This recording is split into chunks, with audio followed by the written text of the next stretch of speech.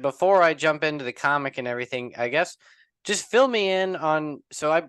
It looks like you got a lot going on. So you're a teacher. You got a YouTube channel. You make films, feature films, short films. I guess just fill me in on like what is it creatively that you do, um, and then try to break me in on where comics come into play, and then where you are going forward. Yeah, so my name's Paul Catalanotto. I'm a filmmaker from New Orleans. I live on the outskirts of New Orleans in a town called Madisonville. I grew up here. I work here. I got my master's at the University of New Orleans in film production. The funny thing is I got into filmmaking because I couldn't draw. I always wanted to get into comic books, but when I was coming up, I never really could land an artist, that really could see a project through. And that was just not because of anybody was not capable of doing a job. It was just we were all young and nobody knew what they wanted to do. So Oh, I was like a you're little talking more about like serious. amongst your friends and like personal colleagues, you couldn't find anyone. Yeah, exactly. It was like I was serious, but no one else was serious. It was just a good reason to sit around and drink a few beers and stuff like that. It just never turned into anything. And I don't know, I kind of discouraged myself. I was like, well, I can't get into comic books. I can't draw. So I'm gonna just get into movies because I can buy a camera. So I pursued movies, and that's kind of how I ended up in a movie career. I'm glad I did because it gave me a practical skill because I have a small production company where I do regional stuff. I've shot stuff for like LSU, Texas Tech, um, mainly regional companies and stuff like that, local stuff. I do a lot of documentaries. I've had stuff on PBS.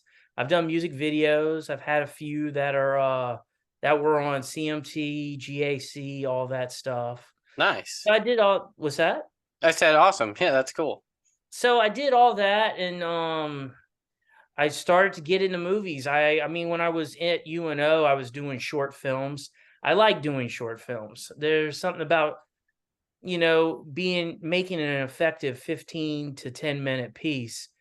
So I do that from time to time. I did a couple of features. I did a feature in 2017 called Sacrilege. That got on Redbox. I did a movie prior to that in 2015 called Proof of the Devil. It was not very good.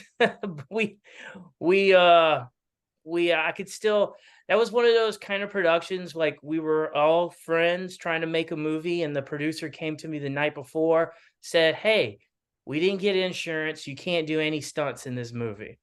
So the night before, I had to cut every single stunt in the movie. Oh, So the movie is just a sequence of jump cut. So anytime something would happen, I had to figure out another way to shoot it on the fly. So we shot a feature in 7 days. It, I mean, it got distribution, but it was not my proudest moment. So I had to go do it again, and I ended up doing Sacrilege, which came out really well. That landed me getting a job at LSU, oh, and I nice. did a movie 3 years ago called The Thing Inside of Us. I did it to try to get the cheapest movie ever made from Guinness Book of World Records. And I succeeded. I made it for Whoa. $300. A feature But film for 300. Okay, yeah, you're I'm getting there. literally the only guy working in this movie. I have two actors and I do everything. And it came out reasonably well for what it is. But once I finished it, they discontinued that with the Guinness Book of World Records. Oh, so you never got like announced or like So it's not official? it's not official. It's not anything because they won't do it. They wouldn't review it or class. They sent me an email back saying this is no longer something we do. So the person who has it, someone in Canada, they have the record and they'll probably always keep the record. But I made the movie for like $300, if not less than that. And we so I mean I tried to get when I was trying to get it reviewed, I tried to get people to cover it as a very low budget movie, but no one believed that I made it for so little. So the movie was constantly compared to bigger things. So anyway, along the way, I wrote a script called EDIE that I intended to make into a movie. And it just never worked out for one way or another. And finally, I just decided I'm going to turn this into a comic book. There's the cat. Sorry. So, oh no. Professionally speaking, I was just so. What I did was I met up with a buddy who used to own a comic book store here in Louisiana. He was friends with Rob Guillory, and Oh, Rob okay. took me under his wing, and I was one of the first people he mentored with EDIE, and that's how EDIE came to be where it is. And then I went through the pitch process, and I landed Blood Moon a few months back. I guess that kind of catches you up in Yeah, terms no, of yeah, that's perfect. Now I have a million questions. So I guess I'll well, start off with but I will tell you one more thing. You said YouTube, and the reason I do that's called Vintage 8. So I make something called Analog Horrors. I started that channel because I wanted to create people who were interested in stuff that I was doing. Because like when I was doing feature films, that was always the big problem, was that I never had an audience base, which you talk a lot about. That's yeah. really why. I mean, I'm serious. I I do want to compliment you. You are addressing a niche that is not being addressed. I really do. I Oh, also thank got you. to tell you too, your comic was the first comic book I read by Scout. And you were what got me to read Scout Comics, was your book. No, I was gonna ask. I was like, if you're from Louisiana, what'd you think of mine? Like, did I I just liked screw it. up Louisiana? I No, made it's one funny mistake. because I'll admit that if you didn't catch it at the very beginning, the newspaper what is like a fake city county, forgetting that you're called parishes in Louisiana. And I can remember somebody that. caught that and they were just like, and I was like, dang it, like whoops. Look, As much as I that's the love it, it's like I internet. shouldn't. It blanked on that one, but That's the internet. I any misspelled words I put in my little movies on Vintage 8, I should call my Analog Horrors on Vintage 8. They get you quickly. Like, hey, at 20 minutes, you misspelled this word. They get you quickly.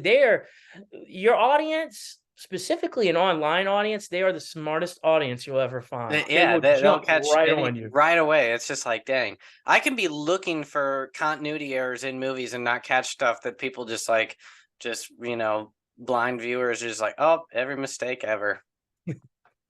But yeah, Yeah. so I guess I'll start with so I guess what can you fill me in on, like you have on your Vintage 8 YouTube stuff, how'd you build that audience there? Was it just putting out content, or did you kind of like target anything and like go through any kind of certain methods to where you built your audience there? Because yeah, definitely like that is what I wish I could do, is like make content that's creative and not always how-to stuff on YouTube that then sort of builds an audience for like my other stuff. But yeah, any insight there? Well, so the reason I got into that was, one, like I said, to create an audience, right? Just to let people know that, I'm telling stories. And when I was going through film school, they said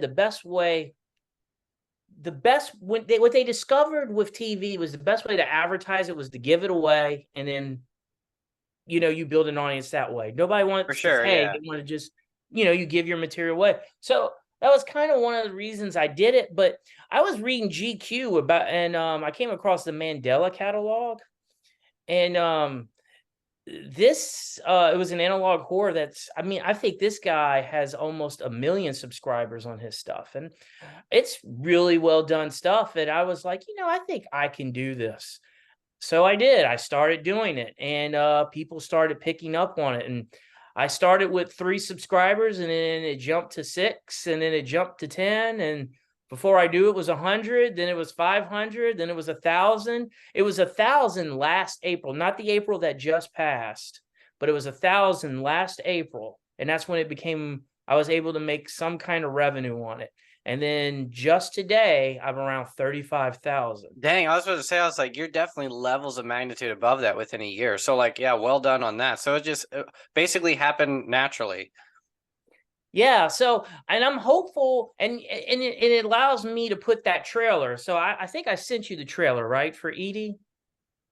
Yes, yeah. And that trailer was really good. I was gonna follow up on like who all you had do that and stuff like that, or was that all you? Of Oh, that's course, just you're a me. I direct. did it. Yeah, I of mean, course, yeah. well, I I've, mean, it's what I do for a living. yeah, I So like didn't put two and two together. I'm like, who does your trailer? I should hire you. Yeah, yeah, like duh. The guy who makes movies, of course, would make the trailer. yeah, so it's just I wanted a place just where when I showed something that people know it exists. Because like you said, you would do some film stuff. You know how it is. Like when you do low budget films, there is nothing being done for you on a marketing level. Nothing. No, yeah, I was gonna follow up with you on that part too. Like, how did you? I guess, for example, Redbox. How'd you get that? Did you go through a sales agent or did you do that yourself? You were the director, right? And I'm assuming you basically played every role, as does everybody in this world when you're Well, in low budget filmmaking. Sacrilege, I had a crew. That was the biggest movie I've done. At that point, that was the biggest one I had done. And once we finished it, we went to not AFI, the AFM, the American Film Market in Yeah, San. yeah. Okay. So you personally went to the American film market? Yeah, we Oh man, went. you'll have to fill. How was that? Well, we set up meetings. Man, that was an experience. That was like a roller coaster ride. You meet with people who hate your stuff, then love your stuff, and it's like up and down in a single day. Like it's just before the end of it is like you're questioning, like it goes from like where you're questioning all your life choices. I should just go get a corporate job, be done with filmmaking. Then you like meet somebody, and it's like, okay, I'm in the right place. I'm doing the right thing. That was what the American film market was like for me. It And went up, it went down, then it went really down, then really, really, really down, and then it went way up again. It was the last meeting we had, and I met with Viva, and they're a great group, and they agreed to take the movie. I ended up getting an MG for the movie, which was which I mean we don't even get those no, anymore. yeah, exactly. Those are like semi unheard of anymore, but Yeah, like a that's lot. all. That's what You you can did see the it. That's up exactly on the like wall what right we. there. That's the MG. It was so rare that I You framed it, photocopied it and yes. framed it. That's awesome. So you like, I guess to fill in my audience, a lot of them are the comic people, so they have no idea what AFM is. But in my brief understanding, it's like the AFM, the American film market. For those people that don't know, aside from film festivals, there's essentially these conventions. It's in LA, right? Um, Santa Monica. Santa Monica, and it's just all distributors, filmmakers. It's hard to get in. You have to pay thousands of dollars if you're, and you have to have more than one. I'm forget. There's restrictions. It's hard to get in. There's used to be people that just hang around it. It's just like it's the place to be to sell movies. Like that is where. Like your firsthand, like people make jokes where it's just like you open up a trench coat and be like, "Here's my movie. Here's my movie. Who wants to buy it?" Obviously it's not actually like that, but so it's a rarity, like for someone to like that's the dream. It's like you make a low budget movie, you go to this giant convention, and someone buys it for what, 4, 5, 6, 7, figures or whatever it is, and like it gets distributed and it's a dream come true, but it I never wasn't actually that happens lucky that with way, seven figures. but I wasn't but that lucky with the seven figures. We were lucky. By the time I made it in 2016, the those numbers, I mean, as you know, no, those yeah, numbers I know they're are not real, and that's that's what I was saying. That's like what you like hear of is, or that you. Whenever I first started making movies, that's all I knew. That's all I thought was like that's what you did. Like I didn't even Mhm. know that like you basically sell movies before you make them. You have target like niches that you already go for. You're expected to already have an audience. You're expected to already like get IP that is already recognized. That's why it's so rare for something to just be like. I just thought you make a movie for as cheap as possible, and then you go to either a film market or a film festival and someone buys it, and then all problems are solved, and then you get to make another movie. But in reality that is not actually how it works, but it does, in like the steps by step does happen that way. It's just not as like so cut and dry as that. It's not just like everything solved. You make more than you put in. There's always like steps in between and middlemen and everything spread out. It's not like you just get a lump sum of money and things like that. No, you're not wrong. And it's funny. It's because of my experience at AFM. That's another reason why I got into comics. I have to tell you, I like doing comics more than movies. I do too. That's why I'm like leaning way heavier into comics now. But I want you to fill me in on why you say that. Well, I don't know. It's just, I mean, for right now, I have to say it feels more rewarding. You know, it it's heartbreaking sometimes when you make a movie and it doesn't look the way you want it to look because you don't have the money. So I think Sacrilege cost around between 50 and 60K to make. I think that's what the budget was. And my joke at AFM was the movie cost as much as the first 30 seconds of Endgame. You know Yeah. what I'm Okay. saying? Like, if you Yeah. look at it, like, I mean, it's just first 30 seconds, oh, my movie's played. It's over with. So, with comic books, you get a good artist, and like your dream is actualized. You have the product that you want. And, I also talk in my classes at LSU. I'm going to tell you the best way into the film business now, I feel, is through comic books and other medium like short films, YouTube. It's just all of us grew up watching like, Robert Rodriguez, Quentin Tarantino movies. Those are the stories that we fell in love with that got us excited about doing independent film, And by the time I think I arrived on the scene, that world was already going away. Yeah. Because, when you make a movie, what used to keep you in it was you made your movie and you sold it and you got it in Blockbuster. That was a huge break for you because, you got all these all these physical copies and all these stores all around the country. You made your money back. You got an investor involved. And then you made your next movie. But that stuff doesn't exist anymore. I mean, if you get on Redbox, that's a few places. That's not quite what Blockbuster was at the height in the 90s, when But even that, Captain Marvel's falling through Blockbuster. We're not that anymore, yeah. When did you get So, on Redbox? Was that when Redbox was still kind of a big deal? Because nowadays there was a time period where it was like Redbox was the thing to get on. yeah, 2017. So that probably Yeah, was so the that was peak. right then. Well done. So, and I had this conversation with my wife when I was telling her, I was like, yeah, I think I'm going to be moving more toward YouTube and comic books. I think this is where independent film is now.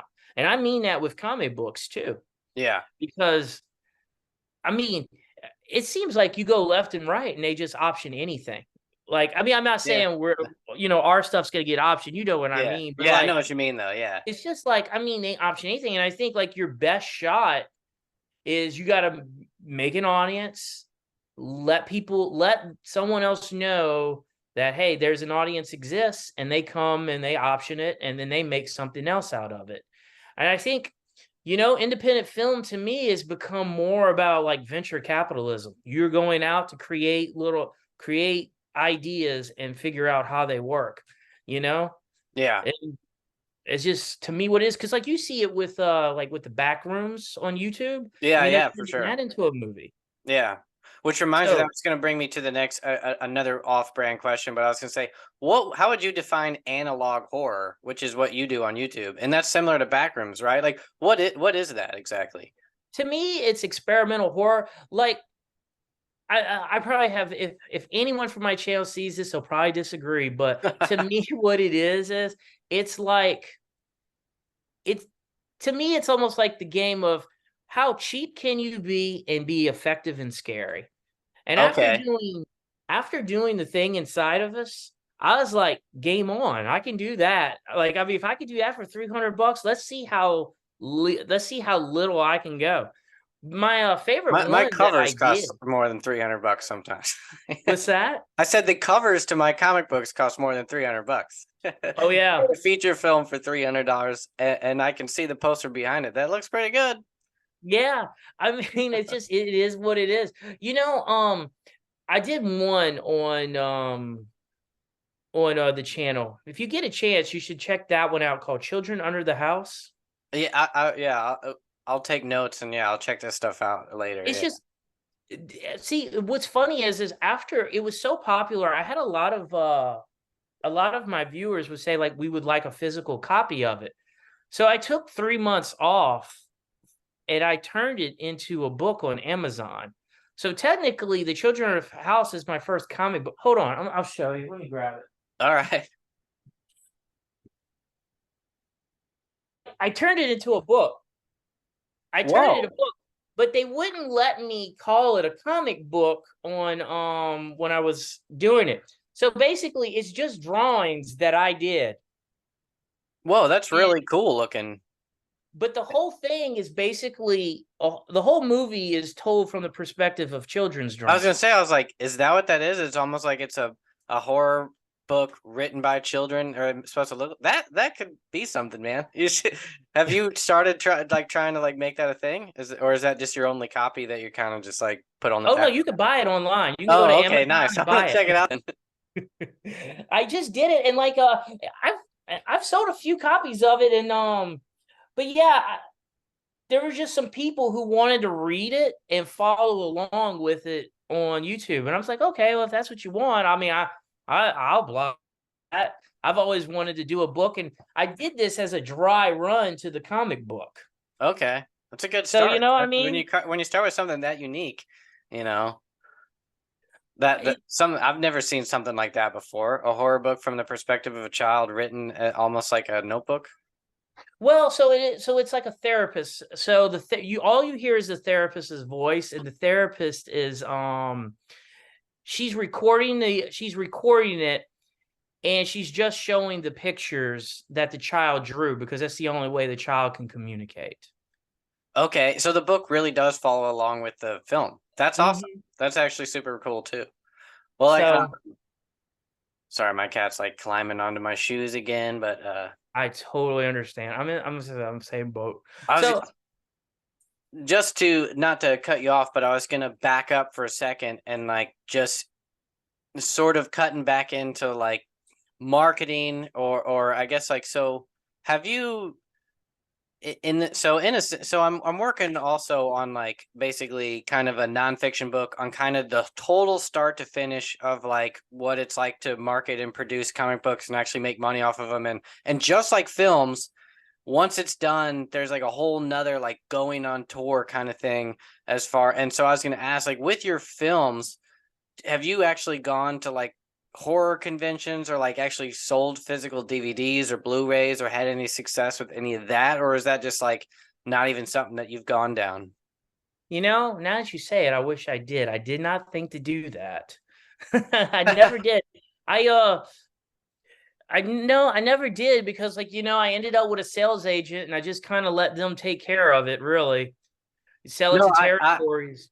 the reason I bring that up is because actually with comic books is I kind of for like with It Eats What Feeds It, I just sort of once it was out and it was successful. So I was like, all right, it's there, it's done, on to the next. And I didn't even realize until I started like talking to other people that they were like, that is just step like one.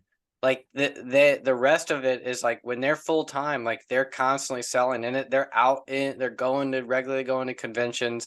They're not just going to comic cons. They're going to horror conventions, sci-fi conventions, all kinds, not just like conventions, but all kinds of writers retreats. They give speeches, and like and then I remembered like, oh yeah, like most films don't stop like right there if you're actually doing it. Like, see, I am like basically part-time, so like I kind of, once the film is like I I out there, and like I said, the sales agent is just kind of like, all right, I did what I could. I never really thought of like being able to bring in that much sales physically until I realized that there's a lot of people that are. And with films, then it's sometimes you can basically four wall sell at theaters if it's in some kind of super niche that people basically just like, if you throw an event almost like a party.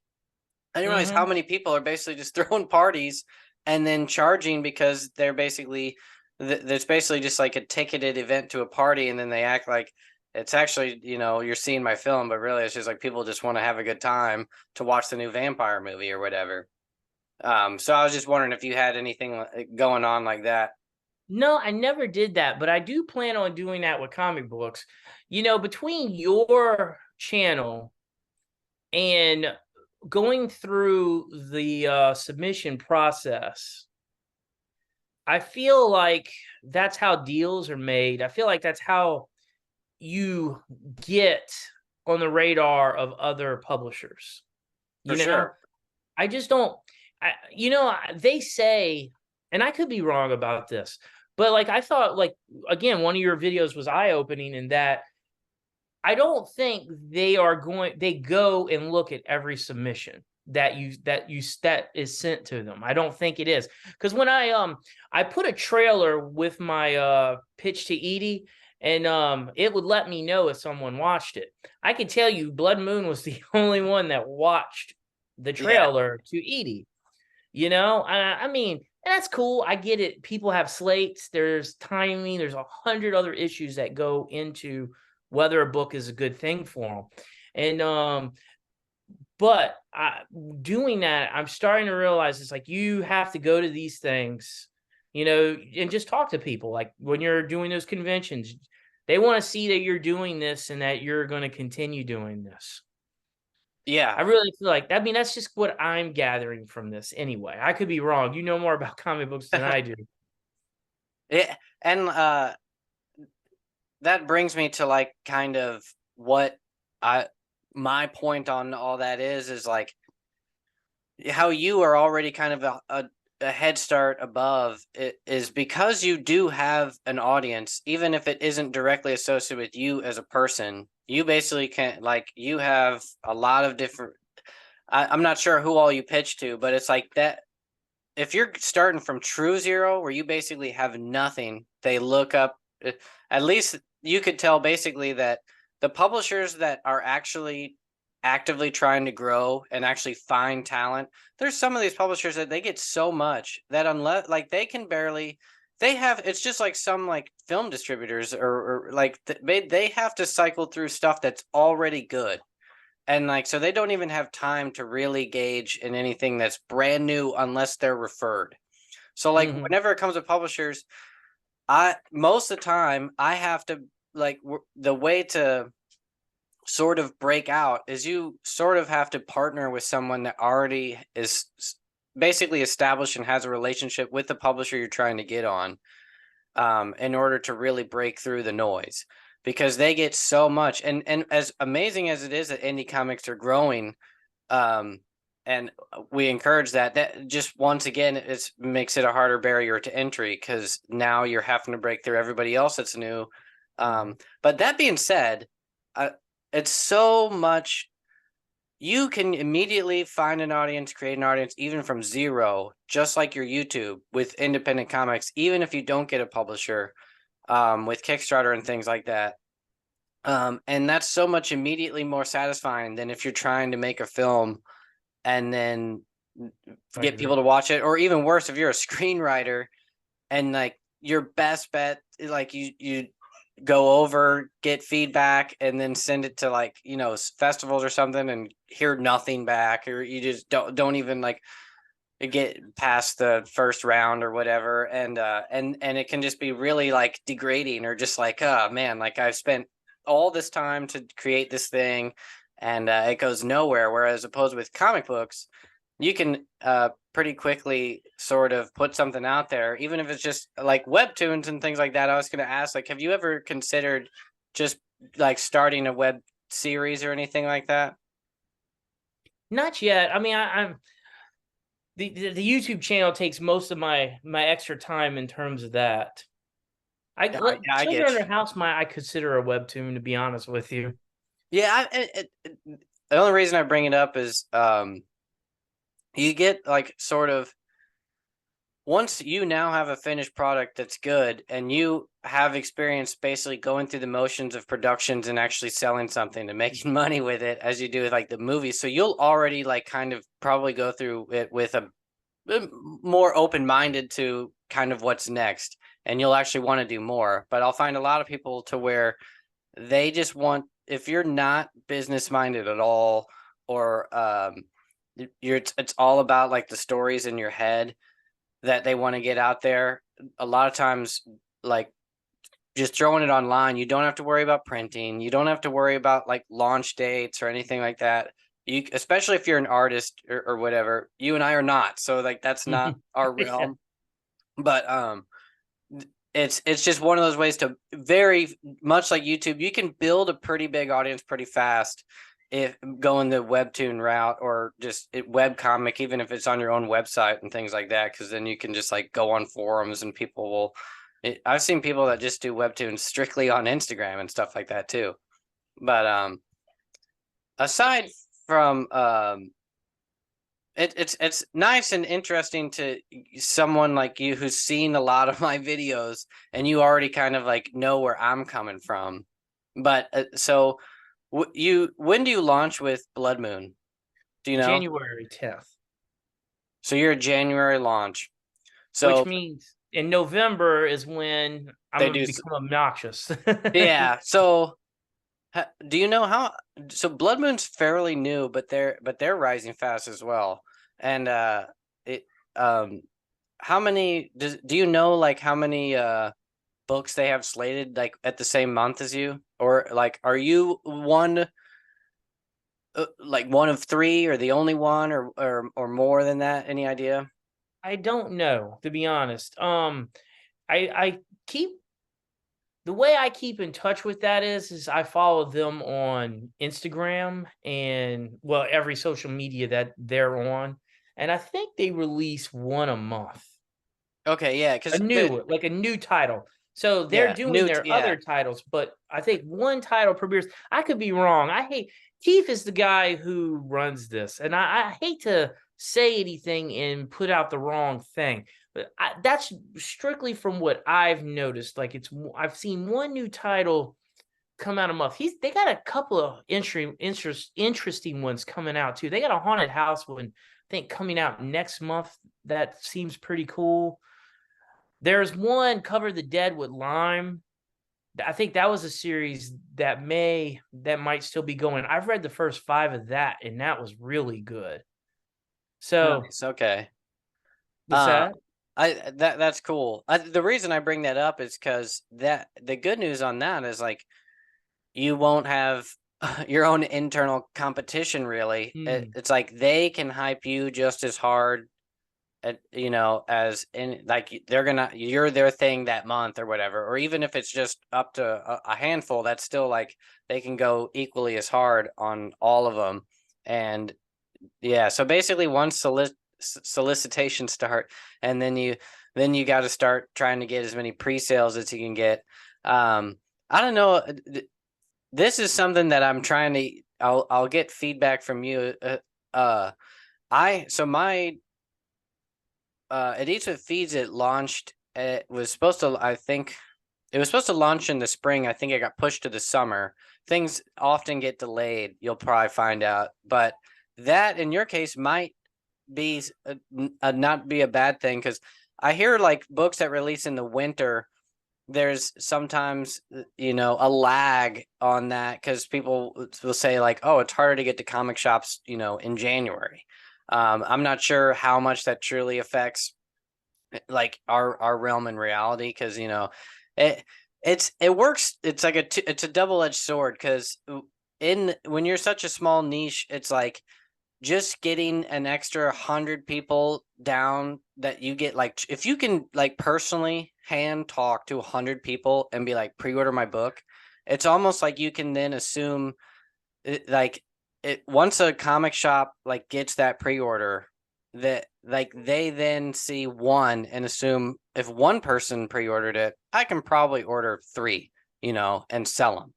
And so it's almost like every pre-order you can three times that as far as how many books the actual stores buy.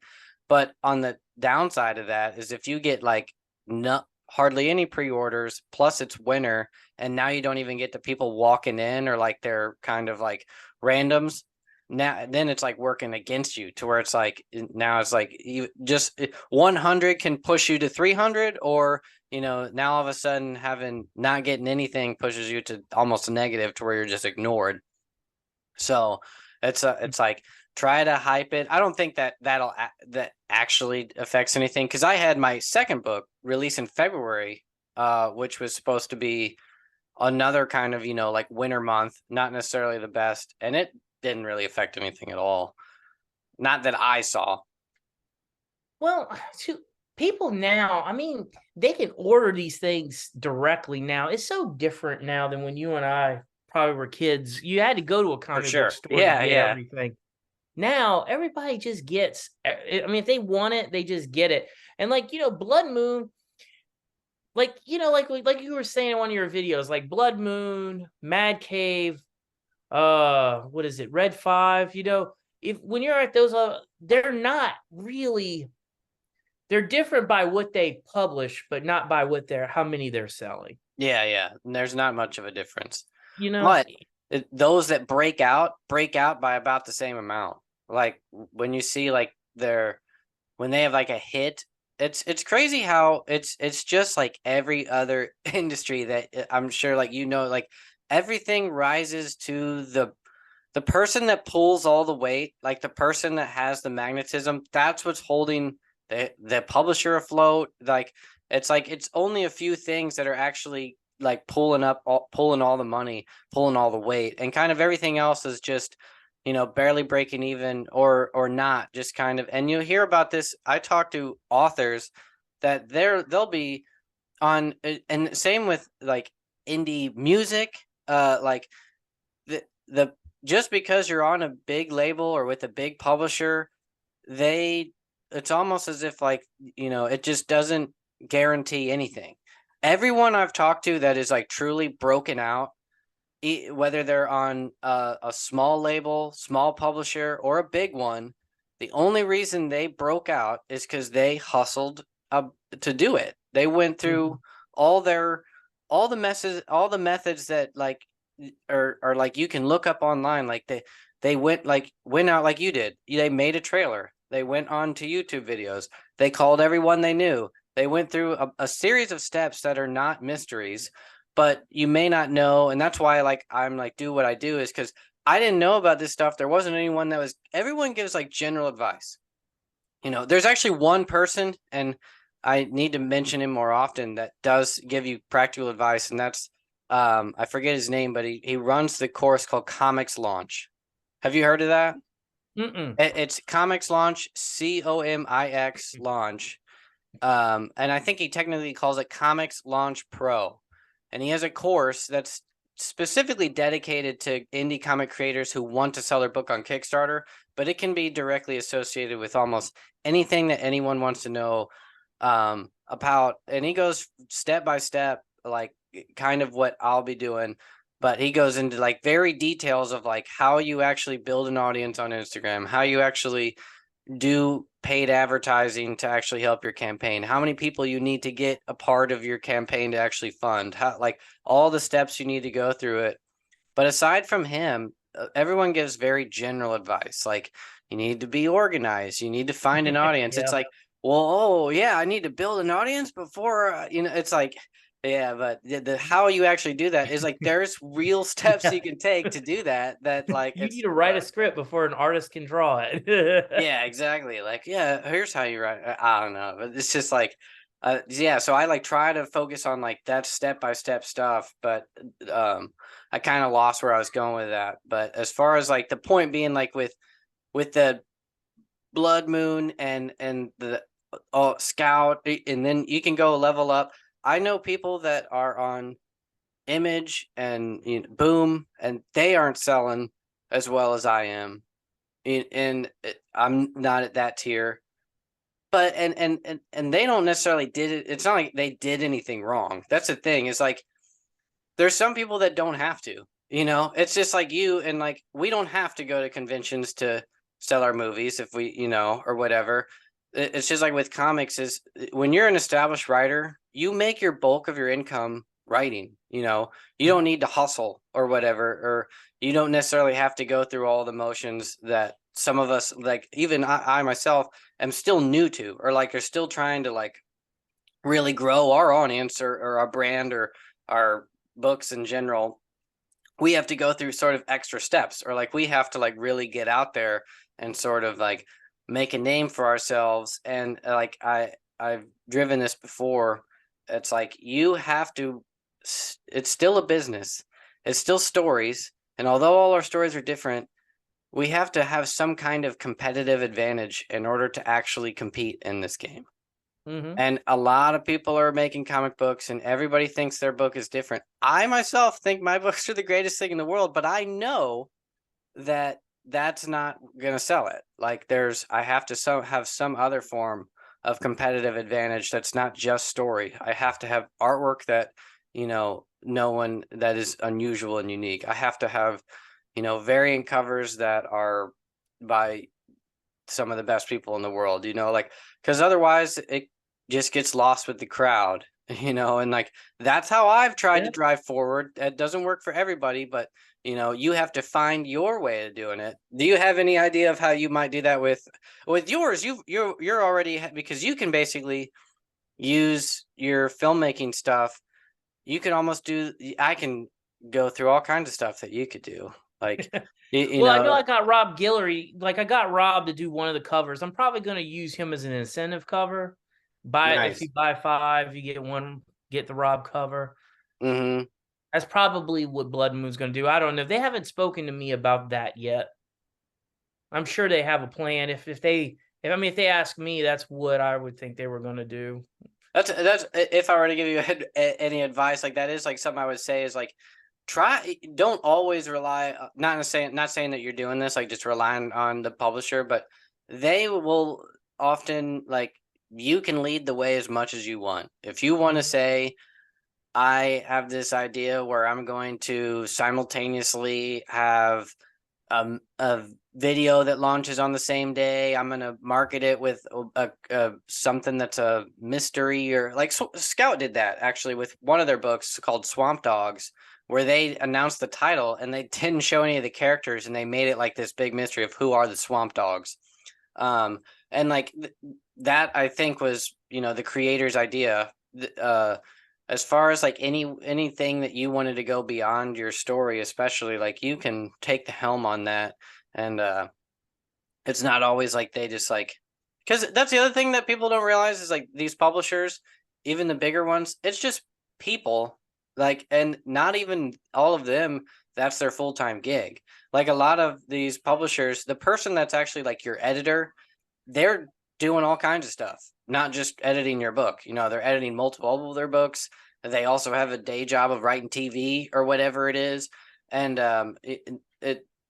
it's not like there are some publishers that are like, they have a team dedicated to, like if you're working on licensed IP, like for Boom or something like that, there's a team of people. Like you have an editor that's from the IP, you have an editor that's from Boom, you have there's people that are just designing, there's people that are just, working on finding you variant cover artists and things like that. But a lot of these independent publishers, although they have all those players, none of that's their permanent gig. Like for my example, like I had 2 different editors for It Eats What Feeds It, or basically editors, and they were the co-publishers at the time with Scout, but that was only for like a year. And then they also had their own books and their own other jobs, and then they moved on to something else. And a new person came in. But as you'll see, your book it's not done once it's done. Mhm. Then years after, they'll still be releasing like recaps or whatever. You might have a one shot within the same universe or whatever, but you might have a whole new editor, and the publisher executive team might be slightly different. It's just like any other job. Especially in a creative world. I will say one thing through your channel and doing my own research, I've come to realize too, getting a publisher of any kind is a big move. I mean, you For should sure. definitely feel good anytime you get a publisher, because there are a lot of creatives. I'm going through Kickstarter. There's a lot of creatives who've not had the chance to get published yet, and that's what they're wanting to do. I was surprised at the amount. Now there are those on Kickstarter who want to strictly be on Kickstarter because it does quite well for them. But I've noticed there's quite a few who've not made that leap and they want to. So I was prepared to do Kickstarter. I was prepared if I didn't get, any publisher to release it directly, I was going to, do Kickstarter and try to use, the YouTube channel to make the book work. I was going to make EDIE happen. I've been living with that story long enough. I was going to get that story out one way or the other. But I mean, I feel really good that I got a publisher. That was one of the things I was like, it doesn't happen for everybody is what I guess I'm saying. No, Not to it does say, not. and I like even with you, you've gotten two, so you should feel really good about that because like it does not happen. It's not guaranteed to get a publisher, not at all. Like I was surprised at how. I guess that's what I'm saying. I'm saying I was surprised at how hard it is to get your first publishing deal. Even with movie credits and writing credits I already had, it didn't seem to leverage the field for me at all. No, yeah. That's the It thing. did not. You and I are not the only ones that are in multiple industries. That it's not like Yeah. one feeds into the other. It's still competitive. It's still like a Mhm. highly competitive market. It's still hard to break in. And yes, I get a lot of people that I see in the indie comic community that they almost like kind of look down upon getting it, like not look down upon, but definitely feel proud of getting a publisher, because and even if it's not like, oh, now I'm successful or that it means you'll be necessarily more successful, it still is it means that someone is willing to spend money on something you created because Mhm. they think it's a good product. And that alone is like, it's like finding an investor for anything. Somebody that is like, they're your first important audience member, and that means a lot. And for someone that is their job, is to find good material that they feel can grow themselves as a brand and you along with it. It's just like getting a manager or an agent as an actor or a writer or something like that. Yeah, And somebody believes in you. yeah, exactly. It's like getting hired. Yeah, there's a lot to feel good about. And at the same time, like people that sort of act like just it's like I do encourage that for those that don't necessarily get a publisher, that don't fret about that, but don't look down upon people that do get publishers, I guess, like there is still, I still get people that act as if that's like a publisher isn't helpful at all. And it's like they definitely are, and I have made videos on that in the sense that, you can make more money on your own um going through similar methods. But that's why, just like you, I started off preparing as if I didn't get a publisher, how I would go about things. And that's the thing, is that what people don't understand is that even though you have a publisher, you still have to go through almost all the exact same motions that you would if you didn't. But the cool thing about a publisher is you extend your reach by a whole level of magnitude more. It's like Mhm. you could go through the exact same motions to get 1,000 Kickstarter backers. But if you go through the same motions you would to get 1,000 Kickstarter backers, but also tried to get those to be pre-sales for your book with a publisher, you're gonna now get 10,000 people to buy your book and make roughly the same amount as you would if you had 1,000. Now it gets different to where if you regularly had like an audience of like 1,000 backers on Kickstarter and they were your loyal fans, that is your ultimate goal. Like you want those loyal fans whether you have a publisher or not, because those are where your real like regular income and loyalty is coming from. But to get there, if you went through the efforts to get so many firsthand, if you do the same thing but through a publisher, it still it branches out a lot further. I don't know. Point Well, being, no, it's like, no, your point's no, that's a valid point. There's a reason why when the big writers, when they write for a Marvel or DC book, their biggest work happens right after they're done with the run. They exactly, finish the run yeah. on the Incredible Hulk, and then they release an indie book, and the indie book sells 1,000,000 copies. There's a reason, because they were writing for this mainstream book that has let everybody know who they are. Yeah, all the guys that went from the big two and are now are being super successful on their own, they probably wouldn't have been able to do that without being on the big two in the first place. Yeah, It's the and same with that's the synergy. Yeah, it's the same with us where we could do perfectly well on our own, but we do. It's a lot easier of a jump start when you already have that audience because you're associated with a publisher. Mm-hmm. No, I agree. And and it goes, you asked me a while like which one I liked more, comic books and movies. There's something about a comic book that feels like it'll last. Movies, you make a movie and they go on Tubi or Redbox, and people may go back to them, they may not, but there's something about having a physical comic book that you can mount on your wall or get two uses out of it. I don't know, there's something permanent. And it's not saying like a DVD or a movie isn't permanent, but now that movies have gone so digital and streaming, they don't feel as permanent as a comic book does. You Yeah, know, I agree. because you're spending the kind of money that you make a skyscraper with, and it doesn't even exist. I mean, it's just ones and zeros. That's it. It Yeah, doesn't even really physically exist. You don't even shoot it on physical medium anymore. There's nothing about it that is tangible. you're But the right. comic That I book is didn't even think about tangible. it that way. It is almost completely. It's like if you think about it, almost like metaphysically, it's like it starts out in this digital metaphysical thing. It goes into a box. It goes into a black box, and then it goes back out to another black box. It never Mhm. touches anybody, except for the Nothing. actors. Like they act like they're, but it was all fake in their world too. It was never real. With comic books, I will say, you will get better results than what you came out of your mind, as opposed to movies.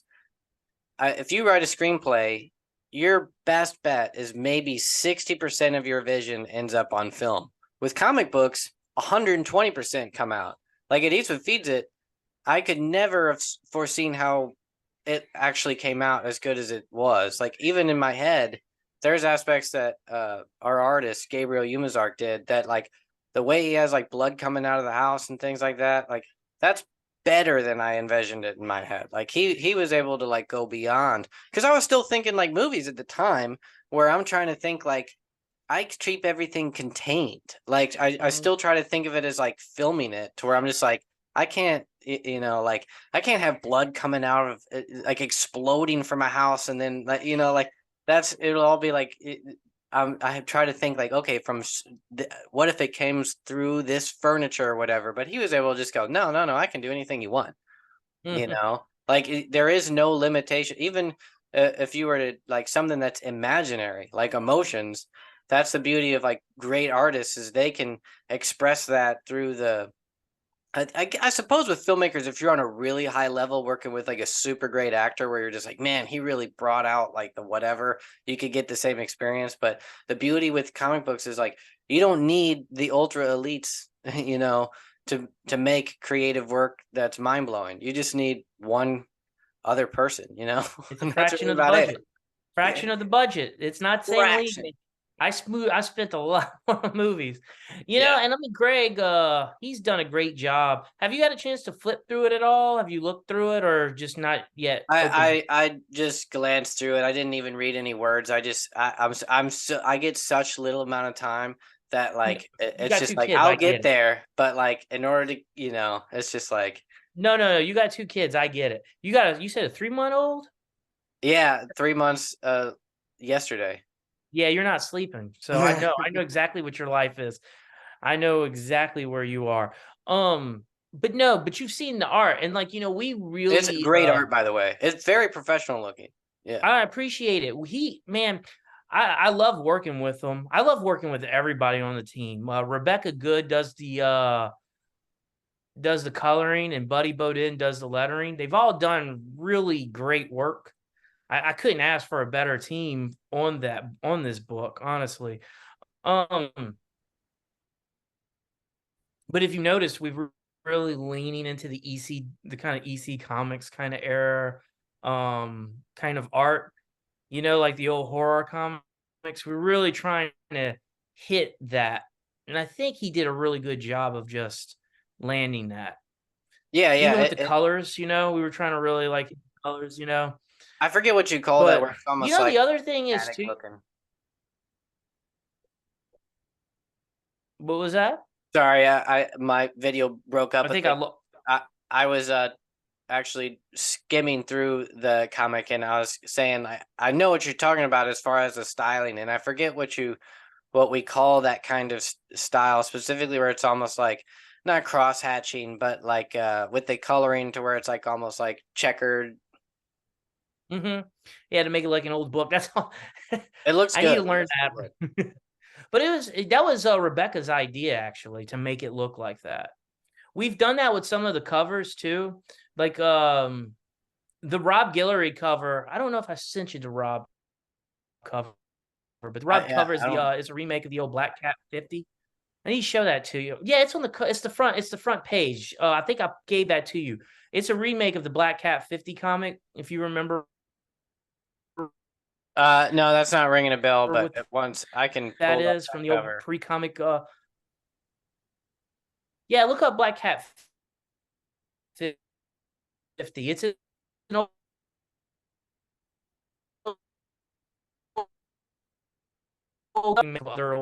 Um, I think in issue 3 we actually have a remake of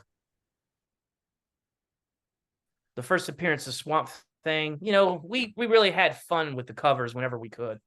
Um, hopefully other people appreciate that too. The Yeah, I'd be interested when you read it what you think of it.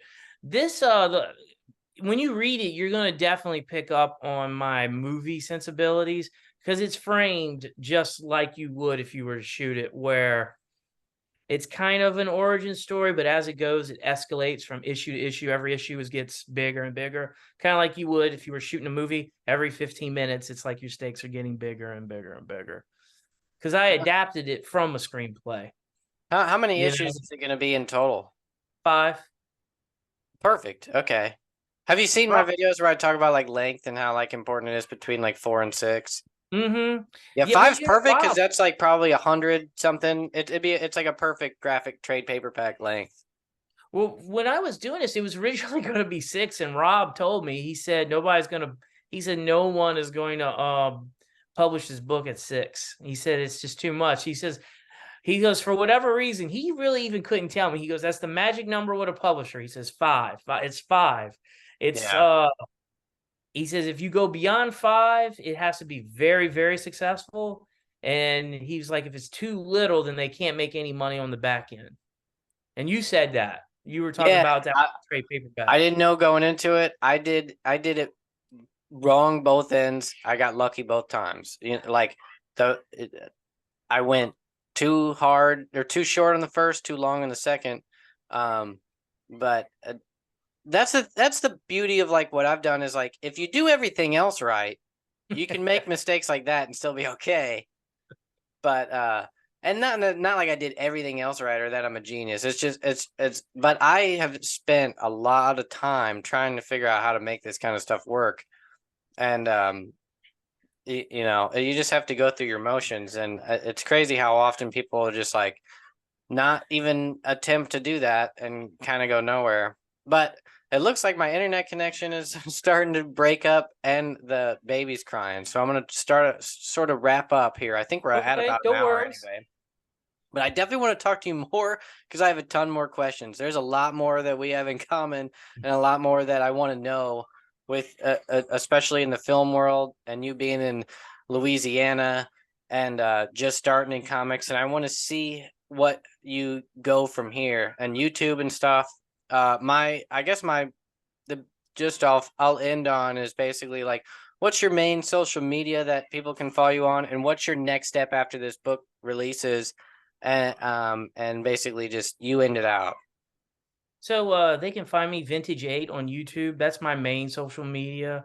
You can find me on Facebook, Paul Catalanotto, Twitter, I'm Vintage 8, Instagram, Vintage 8. If you can find me that way.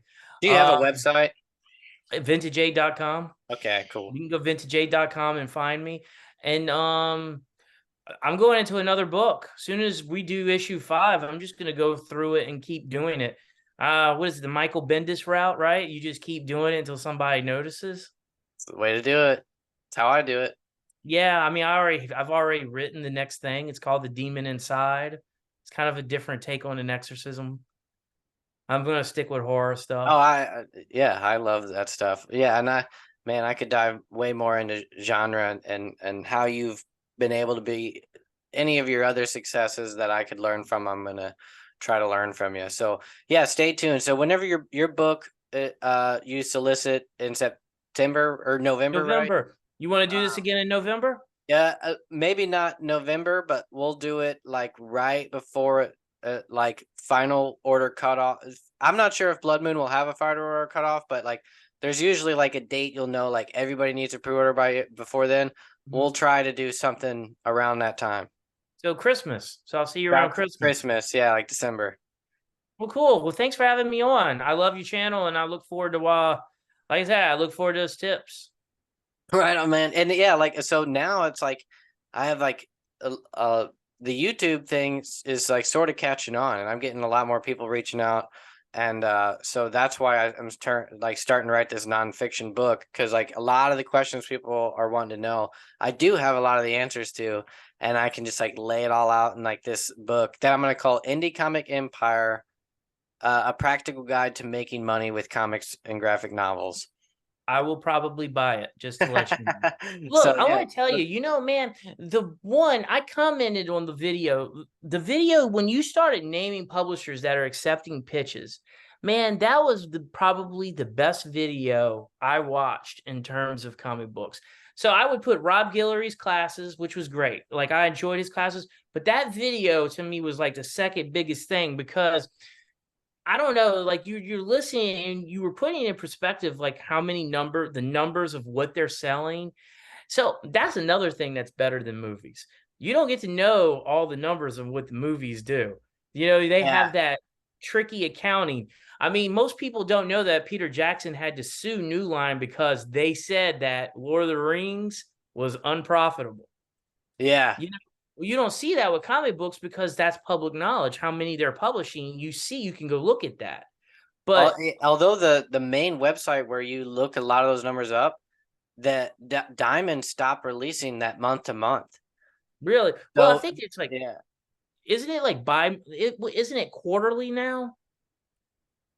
They do release numbers, and like publishers all know what they make, but in order to like learn what other and like what you can learn, what the numbers that are like made public are what they call like final order reorders, or so you can kind of figure out what books are popular, but like actual like sales numbers, not everybody knows anymore. Like Comicron, which is the main website where you could go to look those numbers up. I'm not sure if I don't think it's a Comicron thing. I think it's like just Diamond stopped releasing the month to month numbers. Or Oh no, so it is like movies now. it is, yeah. So now we're back to, yeah, it's sort of a mystery, or it's almost like you can still sort of figure a lot out, but it's not black and white anymore. I mean, it was crazy for a while. You could see like in this month what were the numbers and where your book ranked, and like and by exact sales numbers, like down to the single issue that was like sold through Diamond. I But mean, yeah, I think that that stopped it like in April of last year or something. So now, in order to gauge numbers, you have to like do your own math, and you have to sort of like calculate it through like what is released, which is not exact numbers. It's basically like how you can only learn like the top 25 books that were were ordered at like final order.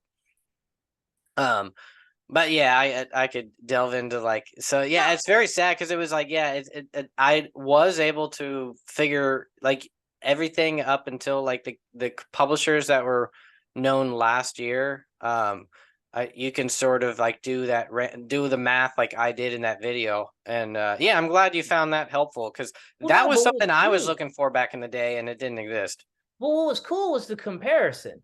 Like you were comparing, like like look, like Mad Cave, Scout, Red 5, and you were comparing, and like it's really helpful to see. I mean, I hate to say it, if it's not Image, then it's something else. You know what I mean? Like I think getting with any publisher is great. I'm very happy, like I said, to be with Blood Moon.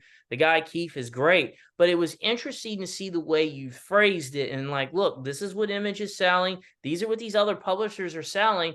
And like I even thought it was helpful, like where you were throwing around, this is the number you want to get to. If you make 1,000, if you could sell 1,000 of these, this is something that registers with other creatives that will help you out. It's Yeah. just interesting to hear that kind of thing. Yeah. So like now I mean, like, I really appreciated it. Like it really did. It came at a perfect timing for me per se, Like, I mean, I was exactly what I was looking for. And I did find it funny. I was like, wow, he's only doing 100 subscribers. He just started this. So it's kind of serendipitous. It just worked out for me. Yeah, that's perfect. That's the beauty thing of YouTube is like I get a lot of like my main social media is YouTube whenever it comes to what I'm Mhm. consuming. Like I don't scroll through Facebook, I don't scroll through Instagram. I have that stuff so that people can reach out to me. But Yeah. whenever what I'm actually like the very limited time of the day that I have to like listen to something or watch something, it's YouTube, you know. And so it's cool that like now I can reap the benefits of being on the other end where people are like, yeah, I actually like you helped out my life by me just finding you on YouTube. So it's like that's the cool thing about living in the age we're in. Like there's a lot of things that are tough and sad about this world and era that we live in, but there's also a whole lot of stuff that's really cool about how well we can be connected. And like you make movies, you're from the place where I set my first book because I think that place is amazing. That's where you live. You also make movies. I make movies people that I met online that are in India. Like we are in a golden era of people that just have ideas to actually make something with their own insight, their own money, and bring it to the world to where whenever we were kids, like you're saying, it was Blockbuster or cable TV or nothing. And now it's like if you have something, you can get it to anybody you want, and there's almost no barrier to entry if you actually want to go through the motions to get it there and not just expect it was like back in the day where you just get a golden ticket. It's like, no, that's the cool thing is it's just like getting a job. It's like if you Hmm. just apply to as many places as you can get, and like go through the motions, like you can get the dream job you want, but you have to work at it. But at least there are steps that you can look up and take to actually like make it happen. It's not like there's no real gatekeepers in the end anymore. I think that's the beauty of what was happening in this era is we're watching the gatekeepers fall, like truly just like crumble from Hollywood on down. It's like the things that used to be the barriers and the people that used to rule are like everybody's realizing like the emperor wears no clothes. Like those guys never had any real power or knew what they were doing. I In could a go lot of on this ways, forever. no, well, in a lot of ways, it's going back to kind of how it was in the 20s, where people threw up and made movies. It's kind of going back to that. To me, it's changed. If you're going to be an independent creative, it's changed the way we do things. There'll always be a Hollywood, but the way they're going to do things is going to change. I think it's going to get very similar to how it was like when Gone with the Wind was very popular. So in other words, what your movies are going to be big movies. It's going to be like Star Wars, Marvel movies, DC movies, or whatever big extravaganza, It's going to be these big movies, and that's what Hollywood's going to do. And then, then you have television and streaming. That's where your romantic comedies, your lower budget movies are going. Have you ever watched The Bear? Have you watched that TV show? No, I don't think so. It's a great show, but like it is independent cinema. It's what you would have saw from from Miramax in the 90s. And that's kind of where things like that's going. But then you also have, like you're saying, YouTube, Instagram. I don't see where a lot of these stars are moving into other mediums yet, but you are seeing a few crack through. I think in our lifetime, what you're going to see is the you're going to see people manage all of them. So in other words, you'll have a comic book, then you'll have a series on YouTube for fans, and then they'll have maybe a TV series starring someone else, and then there'll be a movie release. It's going to have to cover the whole gamut, because like when I'm teaching, I always take note of how people digest media. And what you watch on YouTube or TikTok, those are actually different. You don't watch TikTok and YouTube the same way. You don't watch YouTube and Instagram the same way. YouTube to TV, not the same way. Like, if I made an analog horror, you'll love it on YouTube. But if I dropped it on Tubi, you'd be on Amazon Prime. Who in the hell let this guy made this movie? Yeah. It's just, you're right. You can, what's great about today is you can actually participate in the chain of what material? I don't know best to say, in the assembly line of stuff. You can Yeah. you can get involved in it and start creating something. Because you think about movies like Evil Dead, they created a movie, then found an audience. Mhm. Those days are gone. Yeah. And there are harder and few between now. You have to create your audience, then make your product now. And I think that's probably the same with comic books. I mean, my first one hasn't released yet, so I don't know that for fact. I assume so, but I know that with movies, you create an audience, then you make your movie.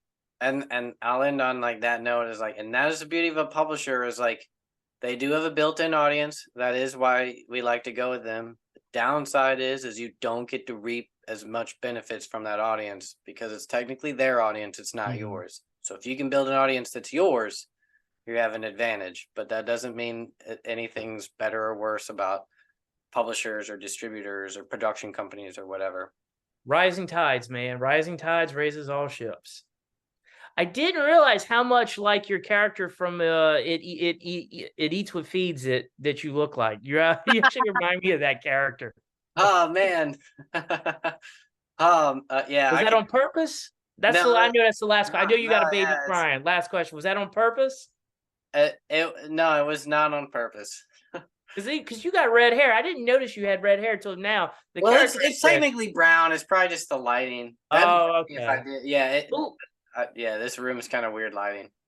Well, it's nice meeting you. I will be in touch with you in December. I'll hit you up and we can do this again if you want to Yeah, have me on. definitely remind me, and we'll try to have another one, and I'll dive into more like how you got into teaching and more of like what a bit more of like step-by-step business of how what you're where you're at in the process and things like that. Yeah, somebody's gonna watch this video and be like, they didn't talk about comics very little. I learned a lot from this, Yeah, it was a great I feel like it was a great conversation. I got a lot out of it. Likewise. So now I'll try to Well, cool. figure out how am I gonna cool, man. what can I title this, I'll find something good. Random musings. All right, thanks a lot, Paul.